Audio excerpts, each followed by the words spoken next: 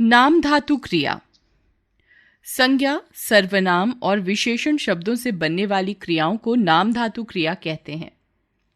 नाम धातु क्रियाएं 4 प्रकार से बनती हैं। संज्ञा से नाम धातु क्रिया बनाना। संज्ञा नाम धातु क्रिया: चमक, चमकाना, टक्कर, टकराना। सर्वनाम से नाम धातु क्रिया: अपना से अपनाना। विशेषण से नाम धातु। विशेषण नाम धातु क्रिया: नरम, नरमाना, लंगड़ा, लंगड़ाना। अनुकरणवाची शब्दों द्वारा: टनटन, टनटनाना, झनझन, झनझनाना। प्रेरणार्थक क्रिया: जिस क्रिया को कर्ता स्वयं न करके दूसरों को करने के लिए प्रेरित करता है उसे प्रेरणार्थक क्रिया कहते हैं। जैसे मालिक नौकर से सामान उठवाता है, महेश बहन से कपड़े धुलवाता है। इन वाक्यों में नौकर और बहन कार्य करते हैं। वे इन कार्यों को अपनी इच्छा से नहीं करते। उन्हें इन कार्यों को करने की प्रेरणा मालिक और महेश से मिलती है, इसलिए ये प्रेरक करता है और नौकर तथा बहन प्रेरित करता है। इस प्रकार इन वाक्यों की क्रियाएं प्रेरणार्थक क्रियाएं हैं। प्रेरणार्थक क्रिया के 2 रूप होते हैं: प्रथम प्रेरणार्थक, द्वितीय प्रेरणार्थक। नीचे लिखे वाक्यों को ध्यान से पढ़ें तो साधारण क्रिया और प्रेरणार्थक क्रिया में अंतर आसानी से स्पष्ट हो जाएगा।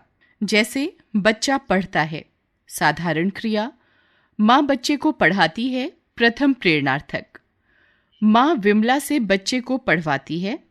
इन वाक्यों में मूल से पढ़ने का काम बच्चा ही करता है। प्रथम प्रेरणार्थक क्रिया में माँ बच्चे को पढ़ने के लिए प्रेरित करती है। इसे प्रत्यक्ष प्रेरणार्थक क्रिया भी कहते हैं। द्वितीय प्रेरणार्थक क्रिया में माँ विमला को पहले प्रेरित करती हैं, फिर विमला बच्चे को पढ़ने के लिए प्रेरित करती है। इसे अप्रत्यक्ष प्रेरणार्थक क्रिया भी कहते हैं। प्रेरणार्थक क्रियाओं के रूप: मूल क्रिया, प्रथम प्रेरणार्थक क्रिया, द्वितीय प्रेरणार्थक क्रिया। हंसना, हंसाना, हंसवाना। सोना, सुलाना, सुलवाना। गिरना, गिराना, गिरवाना। विशेष: ध्यान रखें कि सभी प्रेरणार्थक क्रियाएं सकर्मक होती हैं। पूर्वकालिक क्रिया: मुख्य क्रिया से पहले होने वाली क्रिया को पूर्वकालिक क्रिया कहते हैं। जैसे सुरेश ने पढ़कर टीवी देखा, कमला ने झुककर पुस्तक उठाई, बबीता ने गिनकर साड़ियां रखीं। इन वाक्यों में पढ़कर, झुककर और गिनकर पूर्वकालिक क्रियाएं हैं। ये मुख्य क्रियाओं से पहले हुई हैं। मूल धातु में कर अथवा कर के लगाकर पूर्वकालिक क्रियाएं बनाई जाती हैं। ऊपर वर्णित क्रिया के भेदों के अतिरिक्त क्रिया का एक और रूप होता है जिसे अपूर्ण क्रिया कहते हैं। अपूर्ण क्रिया: अपूर्ण का अर्थ है जो पूरा नहीं है।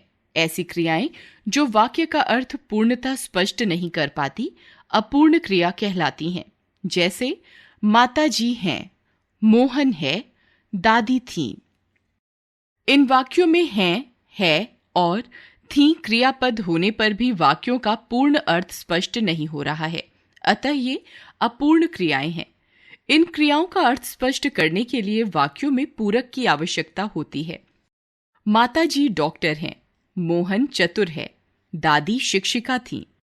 आओ दोहराएं: जिन शब्दों से किसी कार्य के करने या होने का पता चलता है उन्हें क्रिया कहते हैं।